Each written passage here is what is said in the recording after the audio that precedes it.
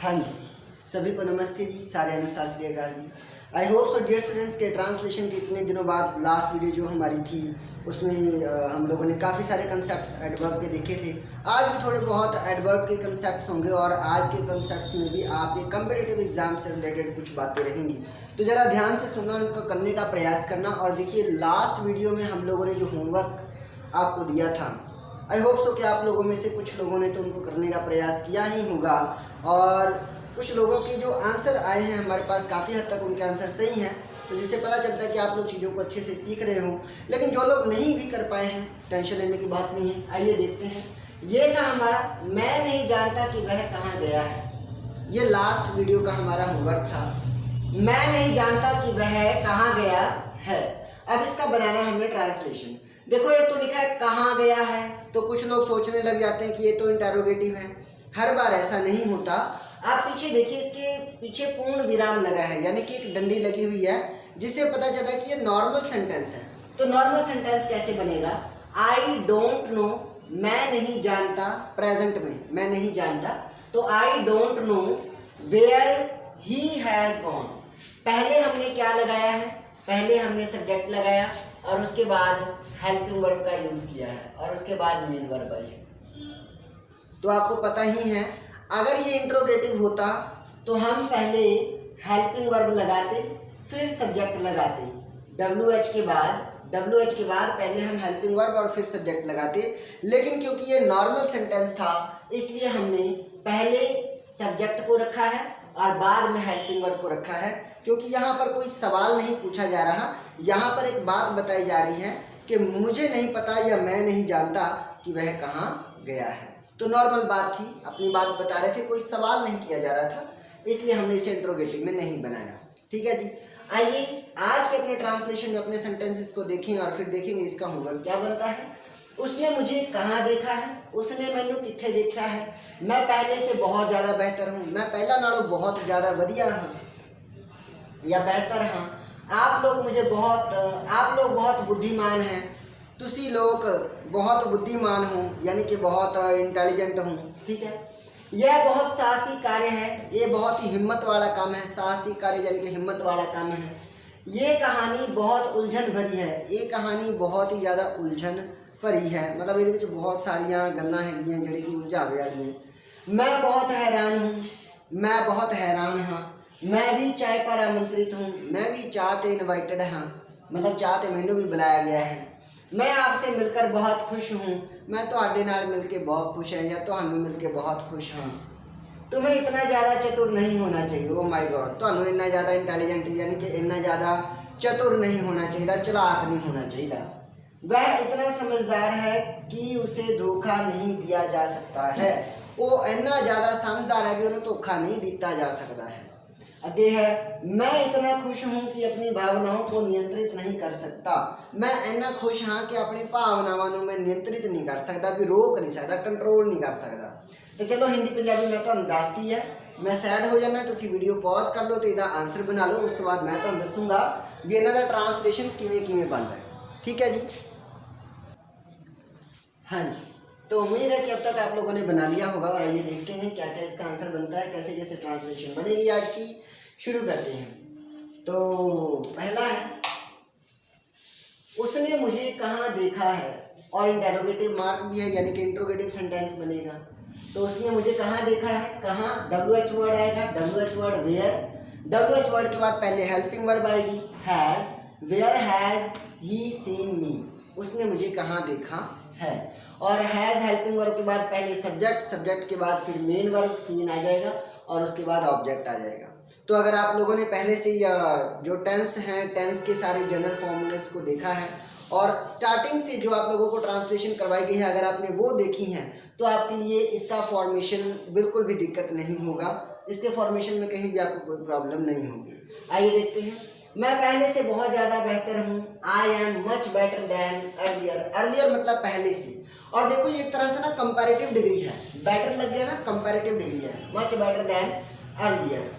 आगे है, आप लोग बहुत बुद्धिमान हैं, यू आर वेरी इंटेलिजेंट। यहाँ पर एक बात ध्यान देना, जो हमने सेकंड सेंटेंस किया है ना, इसमें हमने लिखा I am much better than earlier. हमने मच लगा दिया, बेटर लगा दिया। बेटर के साथ हम लोग कभी भी वेरी नहीं लगा पाएंगे। VERY वेरी ये भी एडवर्ब है और मच ये भी एडवर्ब है, लेकिन जो बेटर है, बेटर के साथ हम लोग कभी भी वेरी नहीं लगाएंगे, हमेशा मच ही लगेगा। तो ये थोड़ा सा अंतर है। मच का भी मतलब होता है ज़्यादा, वेरी का भी मतलब होता है ज़्यादा, लेकिन कुछ वर्ड्स, कुछ जो इनकी रेस्ट्रिक्शंस है ना, कहाँ कहाँ पर इनके यूज़ में डिफरेंस आता है, वो चीज़ जाननी जरूरी है। तो बेटर के साथ हम हमेशा मच ही लगा सकते हैं, कभी भी वेरी नहीं आएगा। अगर वेरी लिखा है तो वो एरर है। आगे देखते हैं, यू आर वेरी इंटेलिजेंट। तो ठीक है, पॉजिटिव सेंटेंस है, पॉजिटिव डिग्री लगी हुई है, पॉजिटिव डिग्री के साथ हम लोग वेरी यूज कर सकते हैं। ये बहुत साहसिक कार्य है, it is a very dairying task. ये बहुत साहसिक कार्य है, तो वेरी डेयरिंग टास्क। वेरी के साथ देखो ING वाला पार्टिसिपल लगा है। टास्क क्या हो गया यहाँ पर हमारा, टास्क क्या हो गया यहाँ पर, वेट अ मिनट, देखो टास्क हो गया नाउन, टास्क हो गया नाउन, और डेयरिंग क्या हो गया, पार्टिसिपल, प्रेजेंट का पार्टिसिपल, प्रेजेंट पार्टिसिपल। अब अगर आपको ये नहीं पता है कि प्रेजेंट पार्टिसिपल क्या होता है, तो आप इंग्लिश बेसिक के वीडियोस में जाएं, जहां पर मेन वर्ब की वीडियो दी होगी। इंग्लिश बेसिक के प्लेलिस्ट में मेन वर्ब की वीडियो देखें। मेन वर्ब की वीडियो में आप लोगों को दोनों तरह के पार्टिसिपल बताए गए हैं, चाहे वो प्रेजेंट पार्टिसिपल हो चाहे पास्ट पार्टिसिपल हो। चलो अब आगे देखते हैं। डेयरिंग हो गया और वेरी यहाँ पर एडवर्ब लगा हुआ है।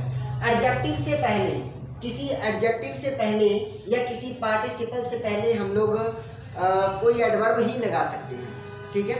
उससे पहले एडवर्ब आ सकता है, यानी कि एक एडजेक्टिव के लिए हम एक एडवर्ब लगा सकते हैं उसके साथ में। चलो आगे देखते हैं। ये कहानी बहुत उलझन भरी है, this story is very confusing. अब वेरी लिखा हुआ और वेरी के बाद फिर से वही प्रेजेंट पार्टिसिपल वाला केस, प्रेजेंट पार्टिसिपल वाला केस आया हुआ है। आगे देखते हैं। मैं बहुत हैरान हूँ, आई एम मच सरप्राइज। अब मच लिखा हुआ और मच के बाद सरप्राइज लिखा है। सरप्राइज भी यहाँ पर एडजेक्टिव होने का ही सेंस दे रहा है कि बहुत हैरान हूँ मैं, है ना। तो यहाँ पर लेकिन ये दूसरे वाला पार्टिसिपल है, ये प्रेजेंट पार्टिसिपल नहीं है, ये पास्ट पार्टिसिपल है कि मैं हैरान हूँ। आगे देखते हैं। मैं भी चाय पर आमंत्रित हूँ, I too am invited to tea. I too am, मैं भी, मैं के साथ ये भी वर्ड आया है ना, और ये भी वर्ड क्या है, एडवर्ब है। ये भी वर्ब एडवर्ब का काम कर रहा है। भी जो वर्ड है ये एडवर्ब का काम कर रहा है। इस एडवर्ब के लिए हमने यहाँ पर क्या लगाया, टू, और क्योंकि मैं भी लिखा हुआ है तो I too am invited to tea. मैं आपसे मिलकर बहुत खुश हूँ, आई एम वेरी हैप्पी या फिर ग्लैड। आप हैप्पी भी कह सकते हो, आप ग्लैड भी कह सकते हो, आप डिलाइटेड DELIGHTED डिलाइटेड भी कह सकते हो, रिजॉइस्ड REJOICED रिजॉइस्ड भी कह सकते हो। और इसी तरह ब्लिथ, एक वर्ड आता है ब्लिथ, BLITH, ब्लिथ भी कह सकते हो। और एक और वर्ड आता है एक्सल्टेशन, EXULTATION, एक्सल्टेशन। इसका भी मतलब होता है खुशी, एक्सल्टेशन मतलब खुशी। और एक होता है परमहर्ष, बहुत ज़्यादा खुश होना, परमहर्ष। तो वो कहाँ से मिलता है, एपिस्टेसी, ECSTACY, एपिस्टेसी। तो इस तरह से आप इतने तरह के वर्ड कर सकते हो। ध्यान रहे, ना सिर्फ आप इन सभी वर्ड्स को करने का प्रयास करें, बल्कि इन सभी वर्ड्स को आप डिक्शनरी में सर्च करें। ना सिर्फ इनकी स्पेलिंग पर गौर करें कि किनकी स्पेलिंग कैसी रहेगी, और इनके मीनिंग के साथ साथ सिनोनिम पर भी गौर करें कि इसके और क्या क्या वर्ड्स बन सकते हैं। मैंने तो सिर्फ ये कुछ ही यहाँ पर आपको बताए हैं, इनके और भी बहुत सारे सिनोनिम्स आपको मिल सकते हैं, ठीक है जी। तो चलो आगे ध्यान देते हैं। मैं भी चाय पर आमंत्रित हूँ, I too am invited to tea। मैं आपसे मिलकर बहुत खुश हूँ, I am very happy और glad to see you। आगे देखो, तुम्हें इतना ज़्यादा चतुर नहीं होना चाहिए, ज़्यादा चतुर, जरूरत से ज़्यादा। अब देखो, चतुर होना एक एडजेक्टिव है, लेकिन ज़रूरत से ज़्यादा होना तो गलत बात है। तो ज़रूरत से ज़्यादा होने के लिए हम लोग क्या लगाएंगे, TOO लगाएंगे। तो जब भी TOO लगता है ना, ये हमेशा ये बताएगा इन चीज़ों के साथ कि ज़रूरत से कुछ ज़्यादा ही है, मतलब इतना ज़्यादा नहीं होना चाहिए। इसका मतलब ये हुआ कि अगर आप कभी किसी को ये कहें कि यू आर टू गुड, तो इसका मतलब ये हो जाए कि आप ज़रूरत से कुछ ज़्यादा ही अच्छे हैं, इतने अच्छा मत बनिए, ठीक है, तो थोड़ा नेगेटिव सेंस देता है। तो ये जो TW2 है ये नेगेटिव सेंस देता है। So you should not be too clever, तुम्हें इतना ज़्यादा क्लेवर नहीं होना चाहिए। वह इतना समझदार है कि उसे धोखा नहीं दिया जा सकता है। इस बात को हम दो तरीके से बना सकते हैं। पहला तरीका है he is too intelligent to be cheated. He is too intelligent, TW2 adverb लगाकर एडजेक्टिव लगा दी गई है, इंटेलिजेंट एडजेक्टिव लगा दी। उसके बाद TO2 के बाद वर्ब की फर्स्ट फॉर्म लगी हुई है। और आपको पता ही है जब आपने पैसिव वॉइस किया होगा तो पैसिव वॉइस में कंसेप्ट आता है कि टू बी, TO2 और BEB के बाद हमेशा वर्ब की थर्ड फॉर्म अगर आनी हुई तो। ये पैसिव का कंसेप्ट है, ये पैसिव का कंसेप्ट है कि टू बी के बाद वर्ब की थर्ड फॉर्म लगती है। तो यहाँ पर टू बी के बाद चीटेड लिखा हुआ जो कि वर्ब की थर्ड फॉर्म है। ठीक है जी, आगे देखते हैं। हालांकि यहाँ पर ये भी एक तरह से एडजेक्टिव का ही काम कर रहा है। आगे देखते हैं। ही इज सो इंटेलिजेंट, देखो ये दूसरा तरीका है बनाने का। एक तो ये पहला तरीका बताया हमने जिसमें TW2 लगाकर एडजेक्टिव लगा देंगे और फिर TO2 लिख के वर्ब की फर्स्ट फॉर्म लगा देंगे। उसी तरह ये दूसरा तरीका है जिसमें लिखा हुआ है, हाँ जी, तो देखा जाए इसका दूसरा तरीका है he is so intelligent that he can not be cheated. यानी कि एक बार दिया जा सकता है, सकती है के लिए हम लोग कैन को ना मॉडल वर्ब यूज करते हैं। तो यहाँ पर कैन नॉट लिखा हुआ है, कैन नॉट बी चीटेड, क्योंकि बात प्रेजेंट की हो रही है तो कैन ही लगाएंगे, कुड तो आएगा नहीं। तो क्या हो जाएगा, ही इज सो इंटेलिजेंट, सो मतलब इतना वो इतना चतुर है, he is so intelligent that he can not be cheated. ठीक है जी। अब can not be, modal verb के बाद अगर बी आ जाए तो बी के बाद वर्ब की थर्ड फॉर्म ही लिखेंगे। ऐसा हमारा पैसिव चैप्टर का कंसेप्ट होता है। पैसिव चैप्टर में ये सारी बातें पढ़ी जाती हैं, यानी कि ये सेंटेंस भी एक तरह से पैसिव होने का ही काम कर रहा है। अब जो आज का आपका होमवर्क है वो यहाँ लिखा हुआ है। मैं इतना खुश हूँ कि अपनी भावनाओं को नियंत्रित नहीं कर सकता।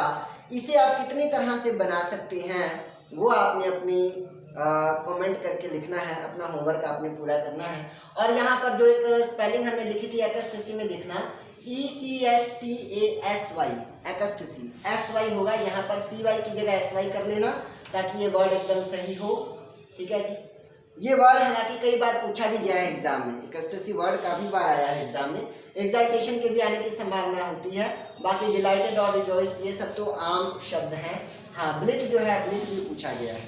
तो ये सारे वर्ड आपको याद होने चाहिए, क्योंकि टाइम बाय टाइम देखो, एक तो अपनी स्पीकिंग में आप इनको यूज़ करो। अब इतनी तरह से आप ट्रांसलेशन सीख रहे हो तो इनको अपनी स्पीकिंग में लाओ। जब आप बोलो, बातचीत करो, इन वर्ड्स को यूज़ करने का प्रयास करो। जितना ज़्यादा यूज़ करोगे उतना ज़्यादा सीखोगे। ठीक है जी। Thank you everyone giving me your precious time. आप इसका एक पिक लेना चाहें तो पिक ले सकते हैं। और आप लोगों को ट्रांसलेशन सिखाने के साथ साथ इंग्लिश ग्रामर के जो कंसेप्ट हैं उनको भी मैं सिखाने का प्रयास कर रहा हूँ। अगर मेरा ये प्रयास आप लोगों को पसंद आ रहा हो तो समझ गए ना। चलो, thank you everyone giving me your precious time. Keep watching my videos. जय हिंद, जय भारत।